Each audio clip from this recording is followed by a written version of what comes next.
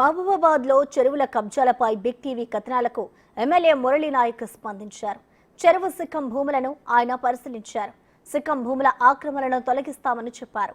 హైడ్రా తరహాలో వ్యవస్థను ఏర్పాటు చేసి ఆక్రమణను తొలగిస్తామన్నారు. ఆక్రమించిన భూములను స్వచ్ఛందంగా అప్పగించాలని, లేదంటే చర్యలు తప్పవని హెచ్చరిస్తున్న ఎమ్మెల్యే మురళీ నాయక్తో మా ప్రతినిధి ఫేస్ టు ఫేస్. మహబూబాద్ జిల్లా కేంద్రంలో చిన్న వర్షాలకే కాలనీలు పూర్తిగా నీటిమయమవుతూ చెరువు కబ్జాలు కారణమంటూ కూడా అధికారులు తేల్చారు. దీనికి సంబంధించి చెరువుల శిఖాలను ఎమ్మెల్యే మురళీ పరిశీలిస్తూ వారితో మాట్లాడదాం. సార్ నమస్తే, ఎట్లా ఉంది అసలు? ప్రధానంగా చెరువులన్నీ కబ్జాలు కావడంతో వరదలన్నీ కూడా ఇళ్లలోకి వెళ్ళి ఇబ్బందులు గురి చేసిన పరిస్థితి ఎట్లా ఉంది? రిపోర్ట్ అనేది తెప్పించుకున్నారా?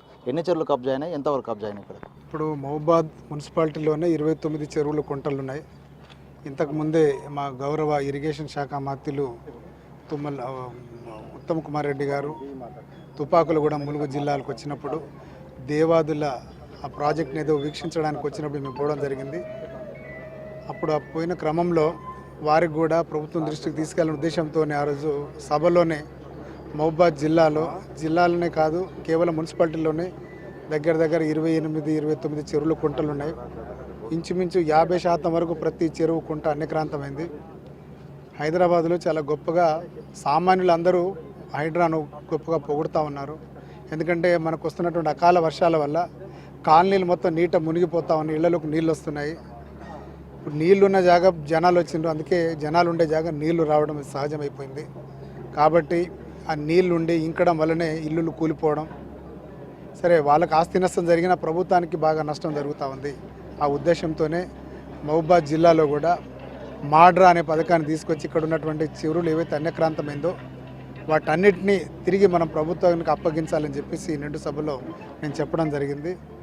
అదేవిధంగా ఈ మాడ్రా అనే అంశం సీఎం దృష్టికి కూడా పోయింది. వారు కూడా నాతో మాట్లాడారు.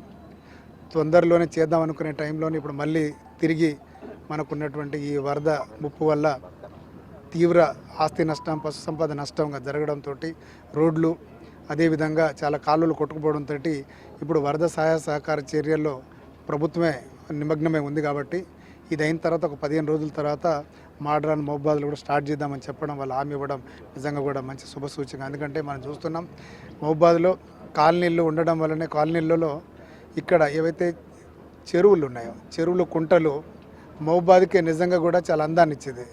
మహబూబాద్ లేక్ ఆఫ్ సిటీస్ మంచిగా మనం కనుక డెవలప్ చేసుకోగలిగితే రాబోయే తరానికి మనం ఒక మంచి వాతావరణం, మంచి ఈకోసిస్టాన్ని ఇచ్చేటట్టుగా మనం వాళ్ళకు ఒక మార్గదర్శకంగా ఉండాలని చెప్పేసి ఒక ప్రయత్నం.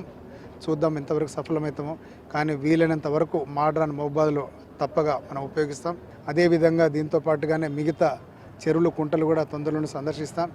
ఎక్కడెక్కడ అన్యక్రాంతమైందో డెఫినెట్గా ఇప్పటికే మ్యాపులు తీసుకున్నాం. ప్రభుత్వ దృష్టికి మ్యాపులను తీసుకెళ్ళి ఒక కొత్త రిటైర్డ్ ఐఏఎస్ ఆఫీసర్ని కానీ రిటైర్డ్ జడ్జిని కానీ పెట్టి వారు నిష్పక్షపాతంగా ఎవరిదైనా కూడా బిల్డింగ్లు కావచ్చు, ఏది ఉన్నా కూడా వాళ్ళకు ఉన్నటువంటి ప్రాపర్టీ, పబ్లిక్ ప్రాపర్టీని ఎవరి తరం కూడా ఆపుకోవడానికి హక్కు లేదు, వీలు లేదు. కాబట్టి డెఫినెట్గా ప్రభుత్వ భూమిని ప్రభుత్వానికి అప్పగించాల్సింది. అదేవిధంగా ఈ చెరువులు కుంటలు కూడా మనం ప్రభుత్వానికి ఇద్దాం.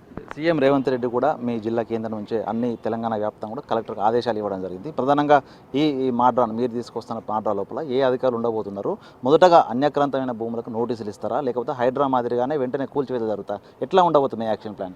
ఇప్పుడు ఏది ఏమైనా కూడా ఏదన్నా ఆస్తి నష్టం జరుగుతుంది కాబట్టి ముందే వాళ్ళకు ఒక మంత్ నోటీసు, 2 months నోటీసు ఇచ్చి తర్వాత వాళ్ళందరూ సర్దుకున్న తర్వాతనే మాడ్రా అనేది యాక్షన్లోకి వస్తుంది. ముందస్తుగా వాళ్ళతో మాట్లాడడం, వాళ్ళకు నోటీసులు ఇవ్వడం, కన్విన్స్ చేయడం.